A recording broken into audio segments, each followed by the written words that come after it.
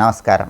ప్రేక్షకులందరికీ శుభోదయం. ఈనాటి శుభయోగం శీర్షికన మంగళవారం సందర్భంగా దృష్టి దోషాలన్నీ తొలగింపజేసుకోవటానికి ఎలాంటి ముఖ్యమైన విధి విధానాలు పాటించాలో పరిశీలిద్దాం.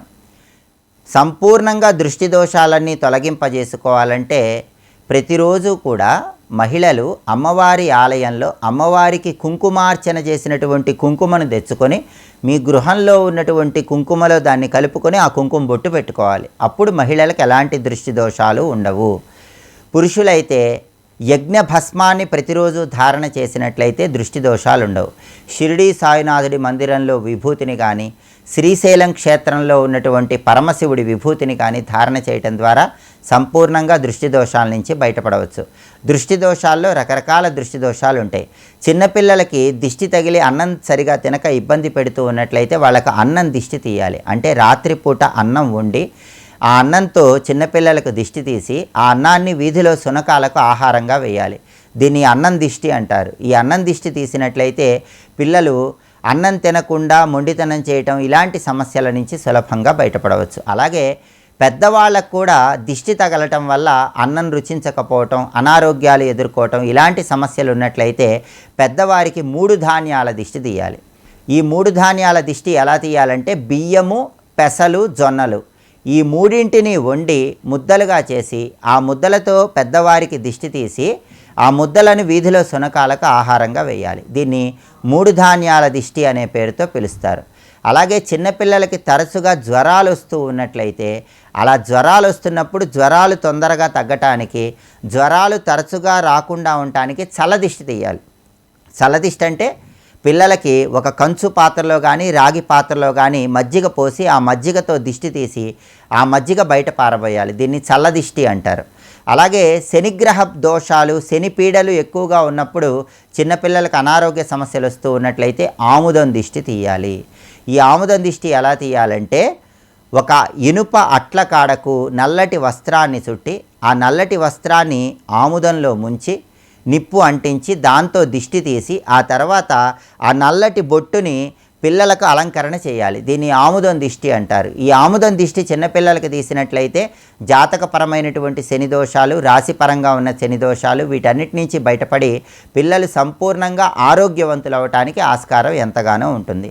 దృష్టి దోషాలన్నీ పోగొట్టే శక్తి ఒక ప్రత్యేకమైన మంత్రానికి ఉంటుంది. ఓం దృష్టి మహాదృష్టి విదృష్టి స్వాహ. ఈ మంత్రాన్ని ప్రతిరోజు ఇంటి యజమాని దీపారాధన చేశాక 21 సార్లు పఠించినట్లయితే కుటుంబంలో సభ్యులందరికీ ఎలాంటి దృష్టి దోషాలు లేకుండా సమస్త శుభాలను సిద్ధింపజేసుకోవచ్చు. రకరకాల దృష్టి దోషాల నుంచి బయటపడటానికి ఈ విధి విధానాలు పాటించండి. సమస్త శుభాలను సిద్ధింపజేసుకోండి. రేపటి శుభయోగం శీర్షికన మాస శివరాత్రి సందర్భంగా పరమశివుణ్ణి ఏ విధంగా ఆరాధన చేస్తే సమస్త శుభాలు చేకూరుతాయో పరిశీలిద్దాం. నమస్కారం.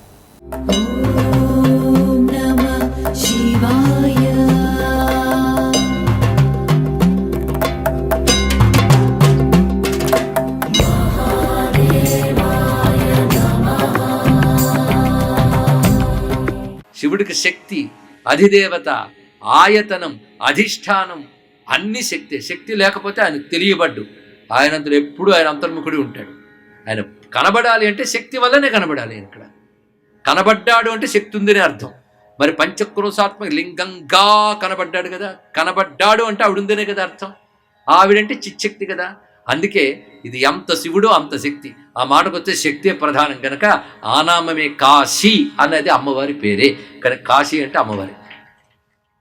అదే నీ అనుగ్రహం ఉన్నవాడు. తవానురాగో భవితా నరస్య, తవ అనురాగో భవితా నరస్య. ఎంత మాట!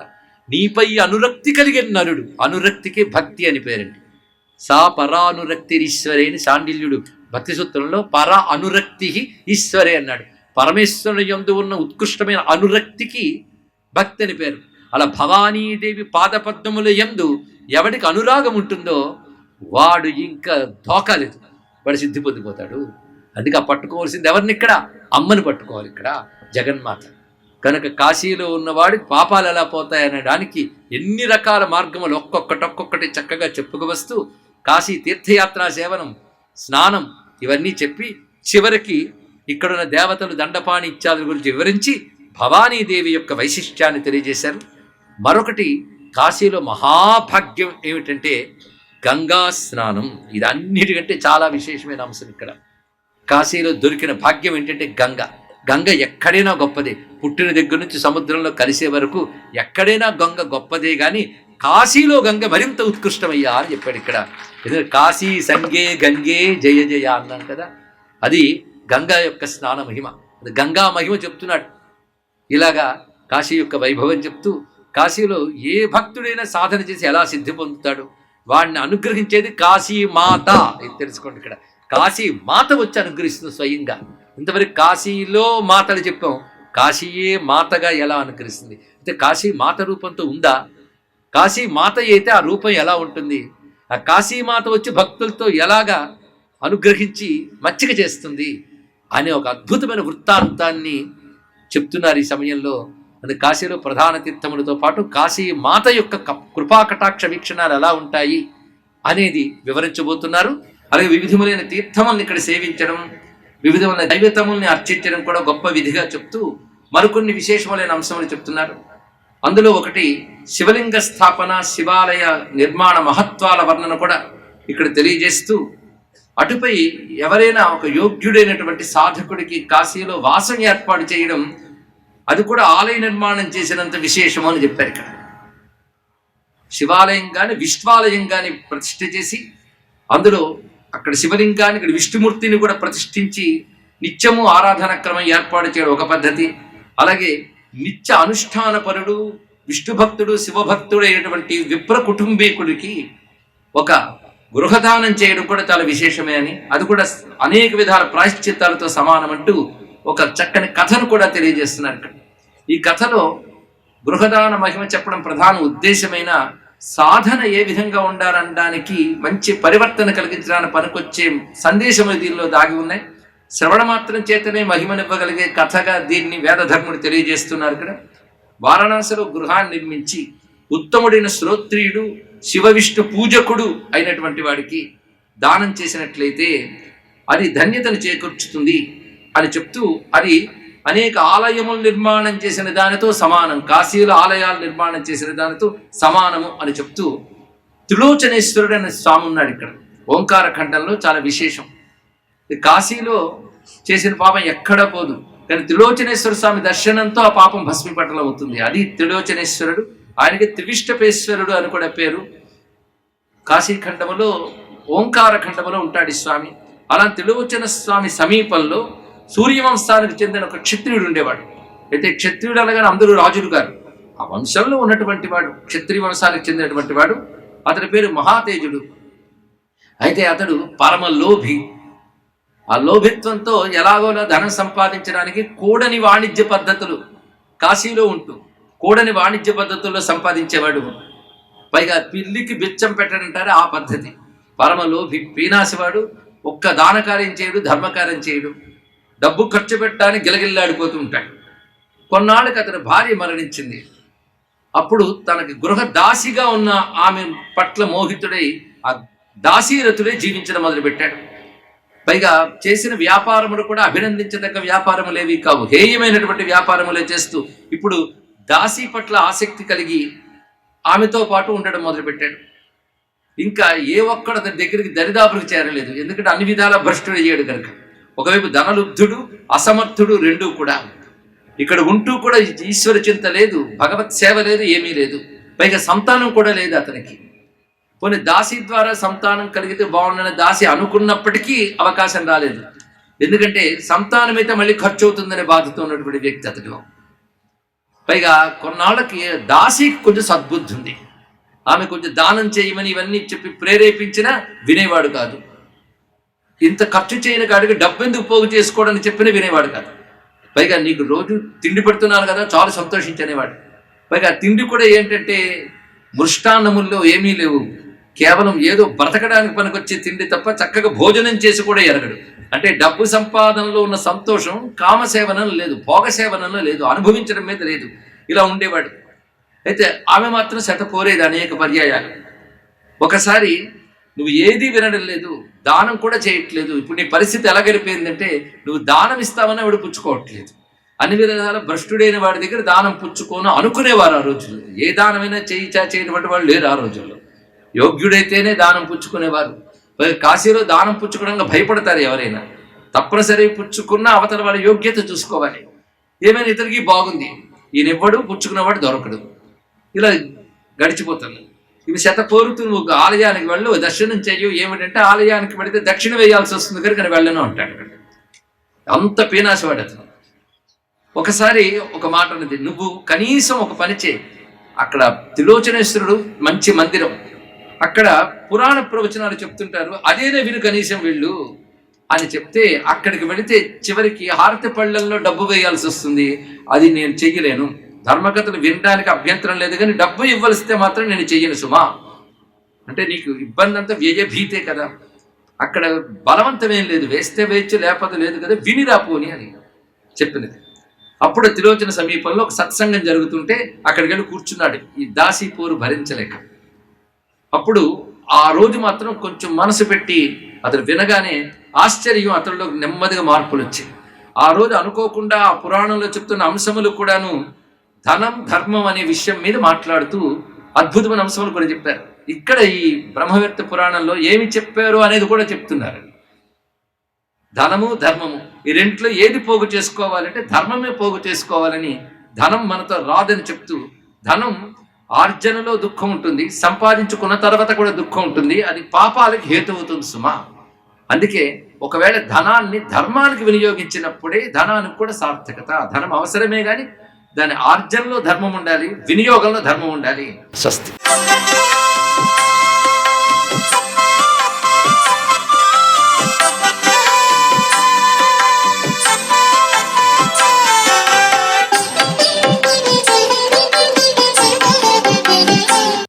ఓం నమో నారాయణాయ. ఓం నమ శివాయ. శ్రీమాత్రే నమః. వెంకటేశాయ మంగళం. మంగళవారం మంగళకరమైన ప్రభావంతో కూడి ఉంది. మంగళవారం నాడు ఆంజనేయ స్వామి దేవాలయానికి వెళ్ళి అక్కడ ప్రదక్షిణాలు గనక నిర్వహించినట్లయితే ప్రదక్షిణం వలన రుగ్మతల్ని పోగొట్టుకోవచ్చు. అంటే జన్మ జన్మాంతరాల నుంచి వచ్చేటువంటి కర్మలు విధ్వంసనం చేసే శక్తి ప్రదక్షిణలో దాగిన పరమార్థం.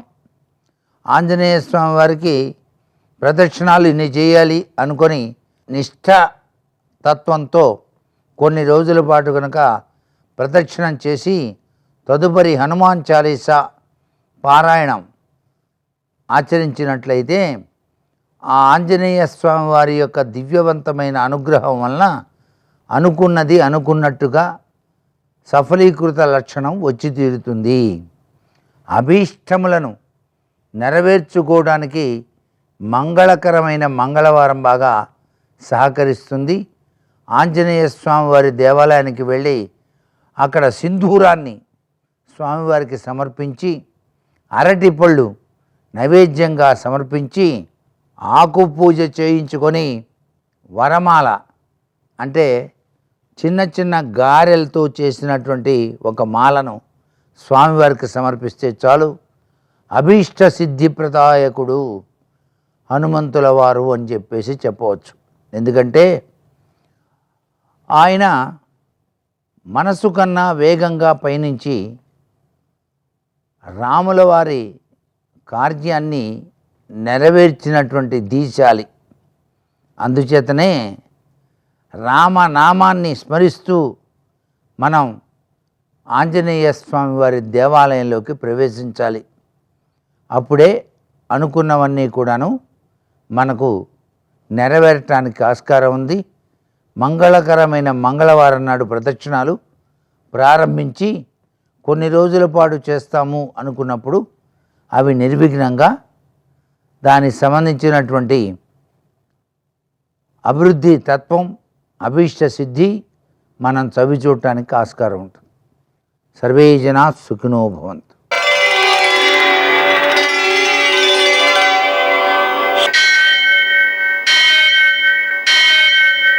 सहस्रशीर्षं देवं विश्वाक्षं विश्वशम्भुवं विश्वं नारायणं देवमक्षरं परमं पदं विश्वतः परमां नित्यं विश्वं नारायणगुं हरिं विश्वमेवेदं पुरुषस्तद्विश्वमुपजीवति पतिं विश्वस्यात्मेश्वरगुं शाश्वतगुं शिवमच्युतं नारायणं महाज्ञेयं विश्वात्मानं परायणम् सूर्यशौर्यमथेन्दुरिन्द्रपदवी सन्मङ्गलं मङ्गलम् మర్కటేశ మహోత్సాహ సర్వశోక వినాశన శత్రువును సంహర మాం వృక్షశ్రీయందావయమే ప్రభు. నేటి కాలమాన విశిష్టాలను గమనిద్దాం. స్వస్తిశ్రీ చాంద్రమాన విశ్వావసునామ సంవత్సరం, దక్షిణాయనం గ్రీష్మ ఋతువు, ఆషాఢమాసం, కృష్ణపక్షం, మంగళవారం.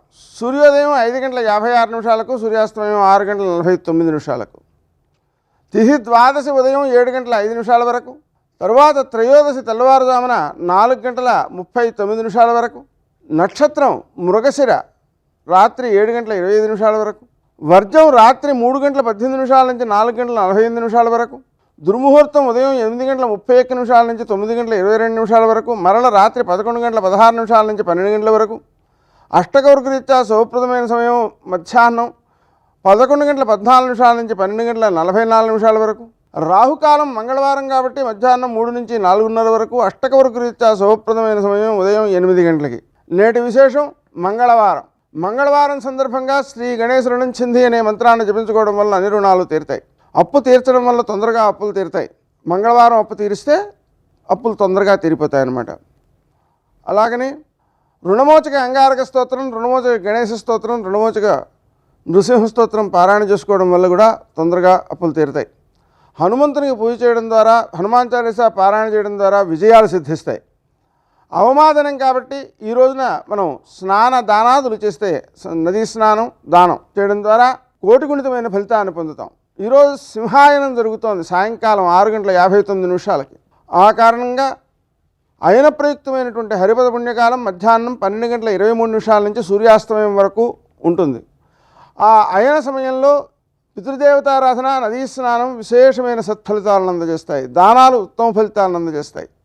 ఈరోజు ప్రదోషం ఉంది. సూర్యాస్తమయం తర్వాత 1:12 సమయంలో స్వామివారిని కందులతో పూజ చేసుకోవడం ద్వారా కుజునికి సంబంధించినటువంటి దోషాలు తొలగుతాయి. మారేడు దళాలతో పూజ చేసుకోవడం ద్వారా సకల పాపాలు క్షయమై మోక్షానికి అనుకూలత ఏర్పడుతుంది. ఈరోజు సూర్యోదయం నుంచి 7:05 వరకు ద్విపుష్కర యోగం ఉంది. ఆ సమయంలో ఏ పనులైతే పునరావృతం కాకూడదో ఆ పనులు చేయకుండా ఉండడం మంచిది. నేటి ఆణిముత్యాలు.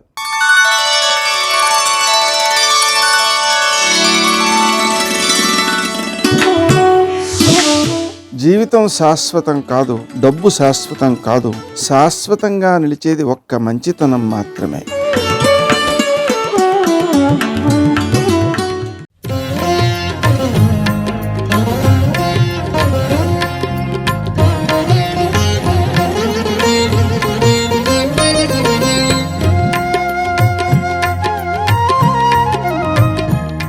ఇదిగో చూడు, రాముని యొక్క ధనస్సుని బంగారు పొందులున్న ధనస్సు విసిరాడు. తల్లి ఏడ్చింది. యుద్ధకాండలో ఎంత ఏడ్చిందో. దీర్ఘాయుష్మంతుడివన్నారు రామా, ఏ నీ యొక్క శరీరాన్ని కౌగిలించుకుని పడుకున్నానో ఆ శరీరాన్ని మృగాలు పీక్కు తింటుంటాయి. నీ తల ఇక్కడ పడిపోయింది. నా దౌర్భాగ్యం ఇటువంటి స్థితిని చూడగలిగానని ఏడుస్తుంటే ఎవరో అకస్మాత్తుగా నీతో మాట్లాడడానికి వచ్చారని వచ్చిన దూత చెప్తే రావణుడు వెళ్ళిపోయాడు. రావణుడు వెళ్ళగానే ఆ శిరస్సు ధనస్సు అంతర్ధానమయ్యాయి. సరమ వచ్చి చెప్పింది. సరమ మహాధర్మాత్మురాలు. ఆమె వచ్చి చెప్పింది, అమ్మా ఊరడిల్లు, ఇది రావణుని మాయ. నీవు అలా వశురాలివవుతావని ప్రణాళిక రచించి రాముడి తల తెచ్చాడు. నమ్మకమ్మా, అది మాయాశిరస్సు. అందుకే వాడు వెళ్ళిపోగానే అదృశ్యమైపోయింది. నేను ఇప్పుడే వెళ్ళి కనుక్కొస్తాను, చూసొస్తానని వెళ్ళి చూసొచ్చి రాముడు సైన్యంతో విడిది చేసి ఉన్నాడు. యుద్ధం ప్రారంభం కాబోతోంది. నిర్భయంగా ఇక నుంచి నువ్వు సూర్యోపాసన చెయ్యి. సూర్య భగవానుడు రక్షిస్తాడని చెప్పింది. మండలాకారంగా గుర్రములను తిప్పుతూ ఆకాశంలో తిరుగుతూ ఉంటాడు, ఆయన కాపాడతాడు. ఆయన ఉపాసన చెయ్యమని చెప్పింది. సరమ మాటల చేత సీతమ్మ ఉపశాంతి పొందింది, లేకపోతే అసలు రామాయణం ఏమైపోను. అలాగే ఇంకొక సందర్భంలో ఇంద్రజిత్తు నాగాస్త్రముల చేత బంధించాడు రామలక్ష్మణుల్ని. రాముడు యుద్ధం చేయలేక ధనస్సు పక్కన పారేసి నేల మీద పడిపోయాడు. పడిపోతే ఈ వేలి చివర్ల దగ్గర నుంచి, ఈ వేలి చివరి నుంచి మధ్యలో ఆయన శరీరం అంతట్లో అంగుళం వ్యవధానం లేకుండా కొట్టాడు బాణాలు. ఒళ్ళంతా బాణ పంజరమే. రామలక్ష్మణులు ఇద్దరినీ కొట్టేస్తే పూచిన మోదుగ చెట్టులా నెత్తురు ఓడిపోతూ పడిపోయారు. వెళ్ళి చెప్పాడు మేఘనాథుడు, మేఘములలో ఉంటాడు, కనపడకుండా యుద్ధం చేసే వానర సైన్యాన్ని అంతటినీ పడగొట్టేశాడు. ఇంటికి వెళ్ళి తండ్రికి చెప్పాడు, నాన్న రామలక్ష్మణులు పడిపోయారు, నువ్వు బెంగ పెట్టుకోకన్నాడు. విజయవార్త ప్రకటించండి, చాటింపు వేయించండి అని. మరణించిన రాముణ్ణి చూస్తే సీత నాకు వశురాలవుతుంది, భర్తకి తెలుస్తుందన్న భయం ఇంక లేదుగా అన్నాడు. అది వాడి రాక్షసత్వం. ఆమె పాతివ్రత్యాన్ని తెలుసుకోలేకపోయాడు. పుష్పక విమానం ఎక్కించి యుద్ధభూమికి తీసుకెళ్ళండి అన్నాడు. త్రిజట ఆవిడ్ని పుష్పక విమానం ఎక్కించి పైకి తీసుకెళ్ళింది. రాక్షసత్వం అన్న మాటకి పరాకాష్ట కిందకి దింపలేదు, పైనే ఉంది. చూసింది సీతమ్మ, కింద పడిపోయి ఉన్నారు రామలక్ష్మణులు. అంత ఏడిచింది నా తల్లి. అంత ఏడిస్తే అప్పుడు త్రిజట చెప్పింది, ఎందుకమ్మా భయపడతావు, ఎందుకమ్మా బాధపడతావు, ఇది రావణ ప్రణాళిక. నేను నిజం చెప్పనా, నిజంగా యుద్ధంలో అవతలి పక్షానికి నాయకత్వం వహిస్తున్న రామలక్ష్మణులు శరీరం విడిచిపెడితే వీరులు చుట్టూ అలా నిలబడరు. ఈపాటికే యుద్ధభూమిని విడిచిపెట్టి పారిపోతారు. ముఖాలలో కాంతి ఉండదు. వాళ్ళు అస్త్రముల చేత బంధింపబడ్డారు, నేలపడ్డారు. మళ్ళీ తొందరలోనే వినిర్ముక్తులవుతారు, తేజోవంతులవుతారు. బెంగ పెట్టుకోకు. నీకు ఇంకొక ప్రబల సాక్ష్యం చెప్పనా, నిజంగా రామచంద్రమూర్తి శరీరాన్ని విడిచిపెట్టేసి ఉంటే అటువంటి స్త్రీని పుష్పక విమానం ఎక్కించుకోదు, పుష్పకం పైకి లేవదు. అమంగళకరమైన స్త్రీ పుష్పకం ఎక్కితే విమానం లేవదు. కాబట్టమ్మా ఇదంతు విమానం పుష్పకం. ఈ పుష్పక విమానం ఉందే అది తల్లి అమంగళకరమైన స్త్రీలను ఎక్కించుకోదు. రాముడు బ్రతికున్నాడు, నన్ను నమ్మని చెప్పింది. త్రిజట చెప్పిన మాటల చేత ఊరడిల్లింది సీతమ్మ. లేకపోతే నిజంగా ఏం జరిగి ఉండును. అటువైపు నుంచి ఇటువైపుకి పని జరగట్లేదని ఇంద్రజిత్తుతో మాయాసీతని సృష్టించి తీసుకెళ్ళాడు. ఆ పైన విమానంలో తీసుకెళ్ళి కింద రాముడు, లక్ష్మణుడు, హనుమ అందరూ చూస్తుండగా, ఈ సీత కోసమే కదా నువ్వు ఇంతమంది రాక్షస వీరుల్ని చంపావు, ఈ సీత మాకు దక్కనప్పుడు నీకు దక్కకూడదని అందరూ చూస్తుండగా సీతమ్మ తల్లి యొక్క కంఠాన్ని నరికాడు. నిజమైన సీతమ్మ కాదు, మాయా సీత. నరికితే రామచంద్రమూర్తి అంతటి వాడు మోసపోయాడు, మూర్ఛపోయాడు నేల మీద. లక్ష్మణస్వామి పడిపోయారు. ఆశ్చర్యం, హనుమ కూడా నమ్మారు. విభీషణుడు వచ్చి చెప్పాడు, పచ్చి అబద్ధం, రామా నిన్ను వంచడానికి మాయాసీతని సృష్టించాడు. సీతమ్మని రావణుడు చంపడం అంటే సముద్రం ఇంకిపోవడంతో సమానం, నమ్మకన్నాడు. మహానుభావుడైన విభీషణుడి వాక్కులు నమ్మి మళ్ళీ రామలక్ష్మణులు హనుమా సేద తీరారు. ఆ తర్వాత ఇంద్రజిత్తుని వధించారు. ఇన్ని కష్టాలు పడ్డారండి. బాణాలతో కొట్టిన దెబ్బల కన్నా మాటలతో ఎక్కువ హింసించాడు. అన్ని హింసించినా కూడా, అన్ని మాటలు మాట్లాడినా కూడా నిజంగా నా తల్లి ఎలా తట్టుకుందో, ఎలా నిలబడిందో, ఆమె పాతివ్రత్యానికి ఆమెయే సాటి. మాట మనిషిని ఎంత బాధ పెడుతుందో, మాట మనిషిని ఎంత సేద తీరుస్తుందో చెప్పడానికి రామాయణమే పరాకాష్ఠ. సర్వం శ్రీ ఉమామహేశ్వర పరబ్రహ్మార్పణమస్తు. స్వస్తి.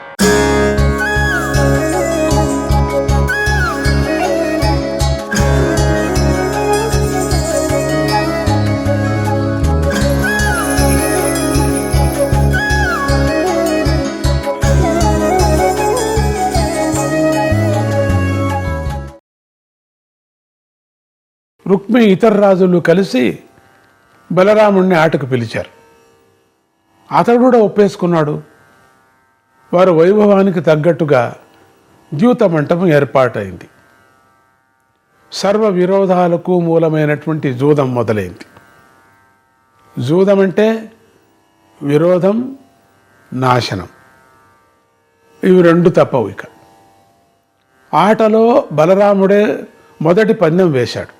మొదలు పెట్టడమే 10,000 బంగారు నాణాలు తన పందెం అన్నాడు అనేశాడు. ఊరూరికే ప్రారంభంలో బలరాముడు. అది ఓడిపోయాడు. అయినా బలరాముడి ఉత్సాహం తగ్గలేదు. ఏం ఓడిపోయినా నేను 10,000 అంటూ చాలాసార్లు పందెం పెట్టాడు. అన్నిసార్లు రుక్మే గెలిచాడు. రుక్మి చాలా బుద్ధివంతుడు. గెలుస్తున్న కొద్దీ రుక్మిలో హాస్యం పెరిగింది. ప్రక్కనున్న రాజులు అతన్ని మెచ్చుకోవడం మొదలుపెట్టారు. రుక్మి బలరాముడి మీద చలోక్తులు పెంచాడు. హాస్యం చేయటానికి నువ్వు ఓడిపోతున్నావని. దాంతో రెచ్చిపోయినటువంటి బలరాముడు తన పందెం 1,000,000 బంగారు నాణాలు అన్నాడు.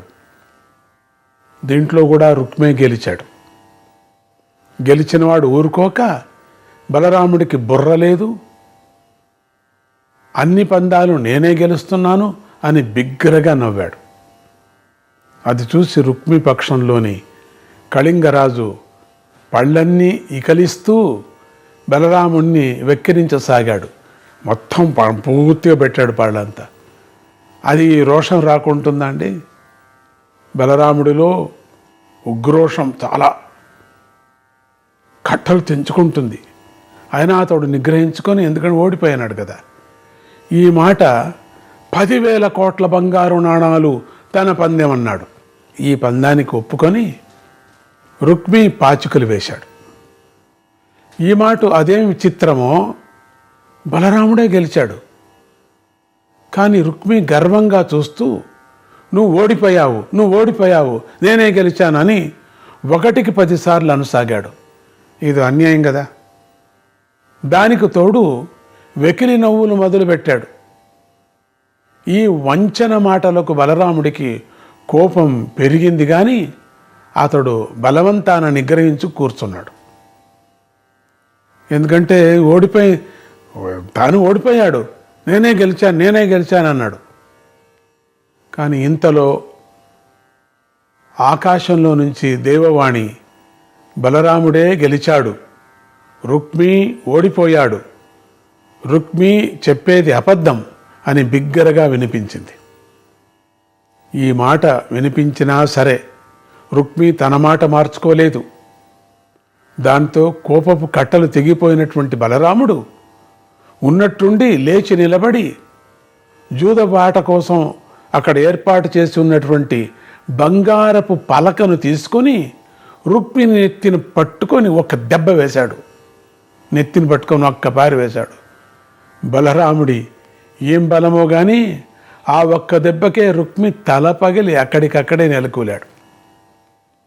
తన దగ్గర బ్రహ్మాస్త్రం ఉందని, ఎవరి దగ్గర లేని భార్గవాస్త్రం ఉందని గర్వించే రుక్మి ఇలా ఏ యుద్ధమూ లేకుండానే బుడుంగున నేలకూలేసరికి చుట్టంతా ఉన్న రాజులంతా కంగారు పడ్డారు.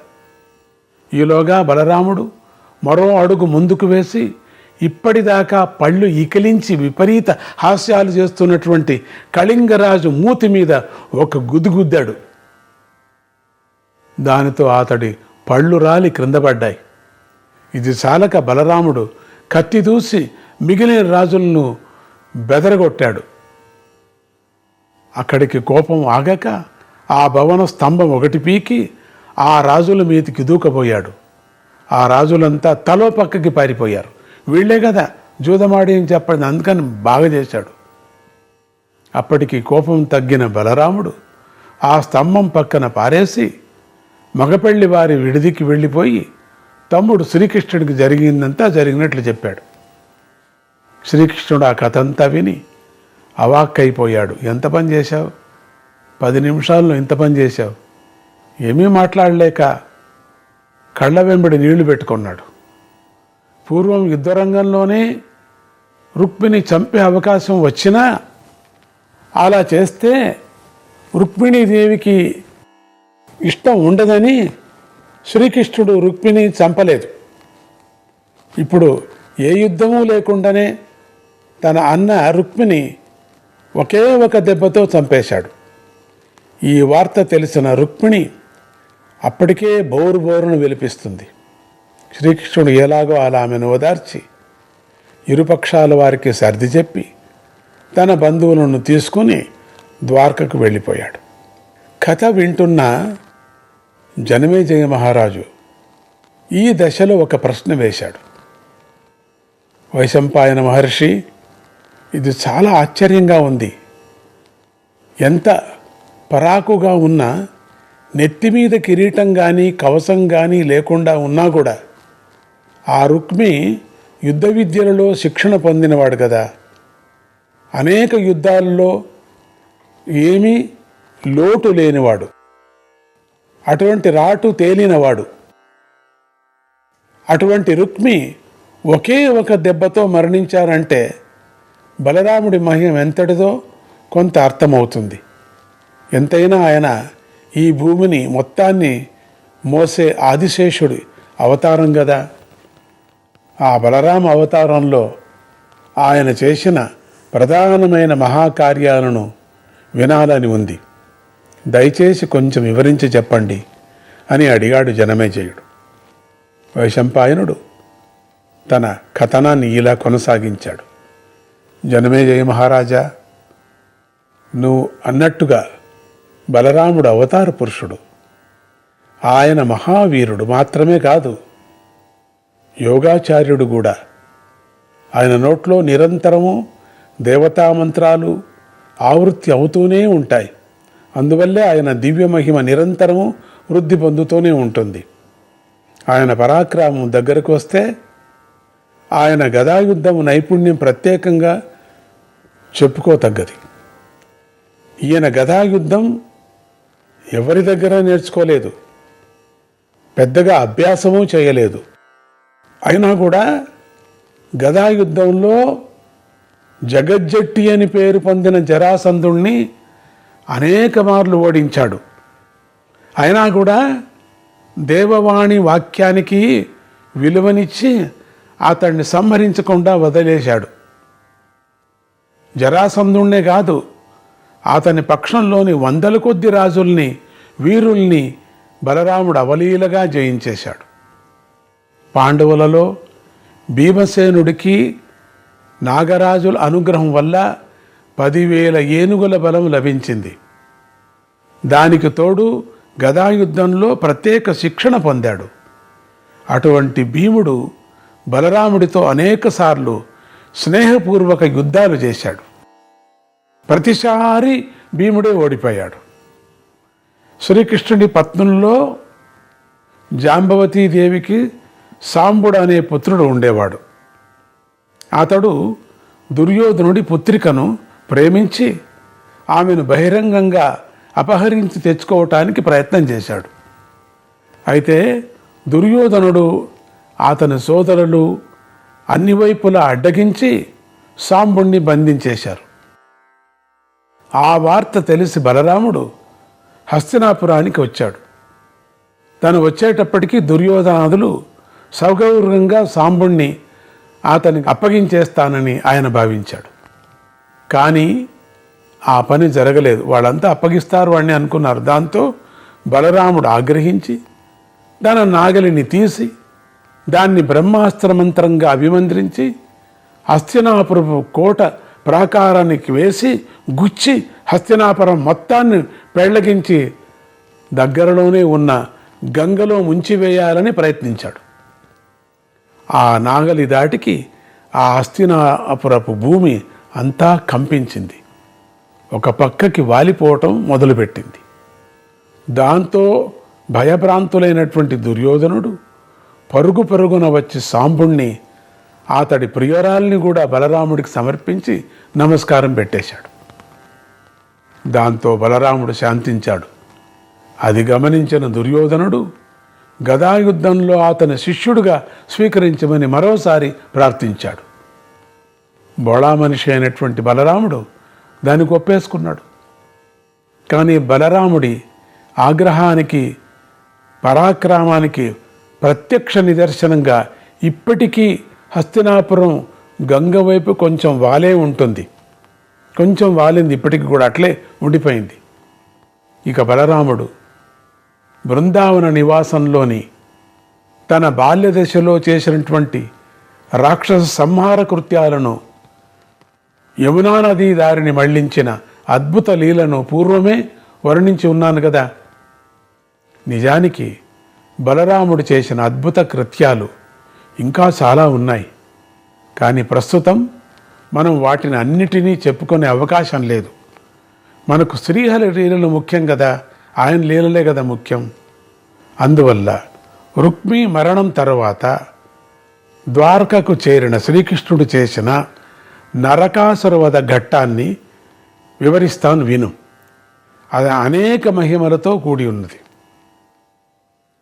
ఆ రోజుల్లో నరకుడు అనే రాక్షసుడు మానవలోకంలో రాజు రూపంలో జన్మించి అనేక రాక్షస శక్తులు సంపాదించి దేవేంద్రుడికే భయం కలిగించే స్థాయికి ఎదిగాడు. ఇతడు ప్రాగ్జ్యోతిషపురం అనేటువంటి నగరంలో నివసిస్తూ ఉండేవాడు. ఇది ప్రస్తుతం అస్సాం రాష్ట్రంలోని నీలగిరి ప్రాంతంలోని కామాఖ్యాది దేవీ క్షేత్ర సమీపంలో ఉండే నగరం. ఈ రాక్షసుడు తన మాయా విద్యల బలం వల్ల భూమి లోపల శివలింగాకారమైన దుర్భేద్యమైన భూగృహాన్ని నిర్మించుకొని దానిలో నివసిస్తూ ఇటు మానవరాజుల మీద అటు దేవతల మీద కూడా దాడులు చేస్తూ ఉండేవాడు. క్రమక్రమంగా ఇతడి దృష్టి శ్రీకృష్ణుడి మీద కూడా పడ్డది. అనేక చోట్లలో శ్రీకృష్ణుడికి ఇబ్బంది కలిగిద్దామని ప్రయత్నిస్తూ ఉండేవాడు. ఇది ఇలా ఉండగా ఒకసారి త్వష్ట ప్రజాపతి పుత్రిక అయిన కశేరు అనే సుందరాంగి అతడి కంటపడ్డది. ఆమె సౌందర్యానికి ఒళ్ళు మరిచిపోయినటువంటి నరకాసురుడు ఆ సుందరాంగిని నిర్బంధించాడు. కానీ ఆమె ఇతడికి లొంగలేదు. పైగా ఎవరినైనా ఇష్టం లేని స్త్రీని ముట్టుకుంటే మరణిస్తామని శపించింది.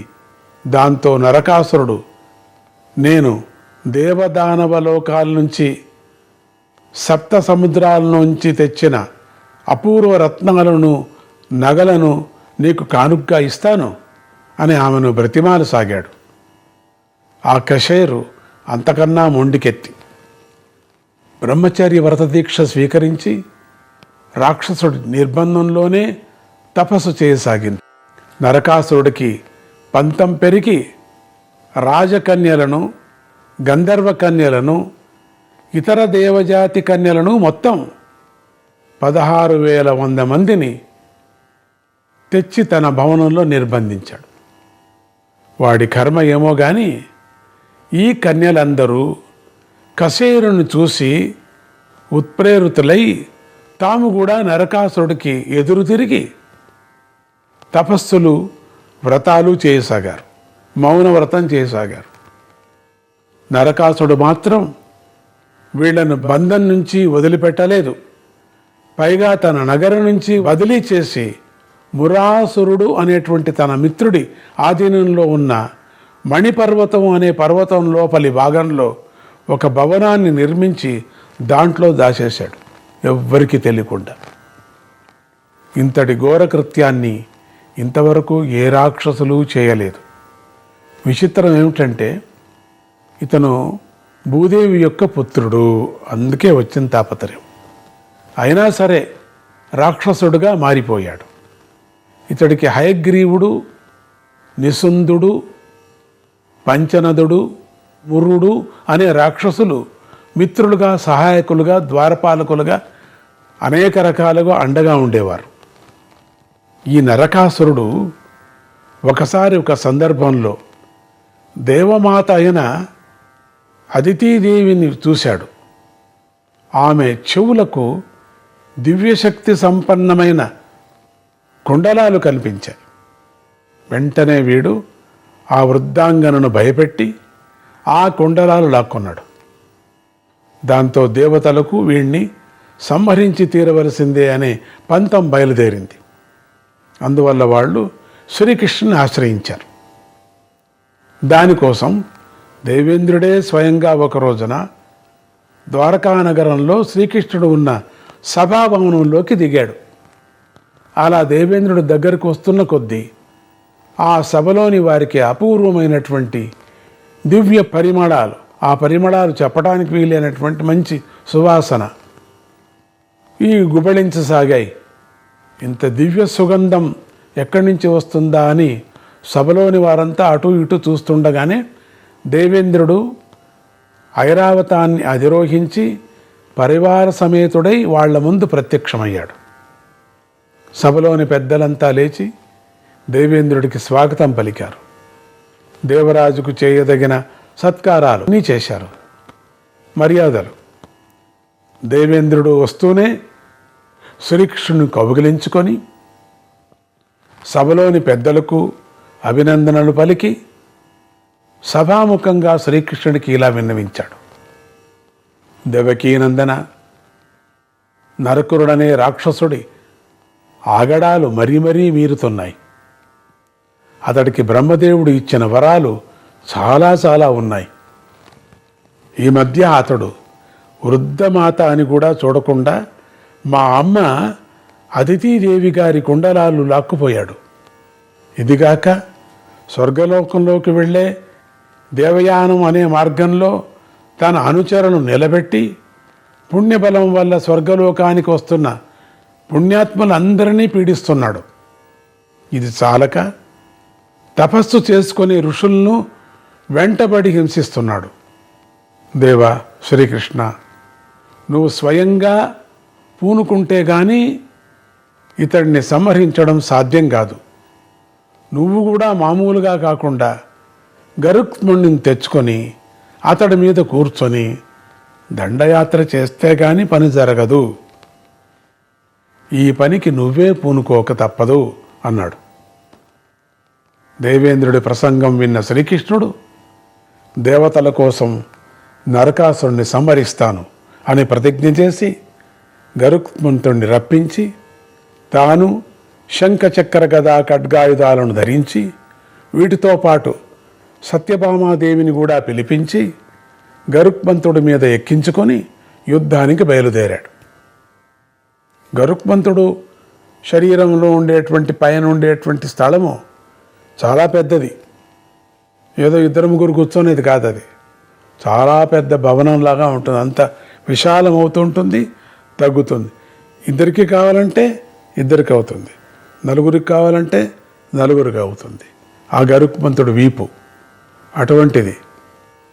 యాదవ సభలోని వారంతా యుద్ధానికి వెళుతూ భార్యను తీసుకువెళుతున్నాడా అని ఆశ్చర్యపోయారు, కానీ పైకి ఏమీ అనలేకపోయారు. ఏదైనా విహారానికి భార్యని, ఏదో ఒక భార్యను తీసుకుపోవచ్చు, నిమిషానికి ఒక భార్యను తీసుకుపోవచ్చు. కృష్ణుడు మాయా భార్యలు కదా, మామూలు కాదు కదా. కృష్ణుడు కూడా మాయానే కదా. అసలు ఈ కృష్ణుడు మాయా కృష్ణుడే కదా. అసలైన కృష్ణుడు ఎక్కడ, పరమాత్ముడు ఎక్కడున్నాడు అందరికీ అనిపించింది. ఏం యుద్ధానికి వెళ్ళేటప్పుడు భార్యను తీసుకుపోతున్నాడే, గరుత్మంతుడి మీద సత్యభామని మాత్రమే తీసుకుపోతున్నాడే. సత్యభామ అంటే ఎంత ఇష్టమో అని కొంతమంది. సత్యభామ అంటే ఏమనుకున్నారు మీరు? ఆవిడ కూడా చాలా యుద్ధ పరిణితురాలు, ఏమైనా యుద్ధం చేస్తుందేమో అని కొంతమంది. ఎంతలో ఏం లేదులే, అది ఎక్కడో వానంలో దింపడానికి తీసుకుపోతున్నాడులే అని కొంతమంది. ఇష్టం వచ్చినట్టు. ఇంతలో శ్రీకృష్ణుడు దేవేంద్రుని కూడా వచ్చి తన ప్రక్కన కూర్చోమన్నాడు. అట్లా గరుత్మంతుడి వెడల్పు అయిపోయింది. ఇంద్రుణ్ణి కూడా కూర్చోమన్నాడు. నారాయణ నారాయణ హరే కృష్ణ.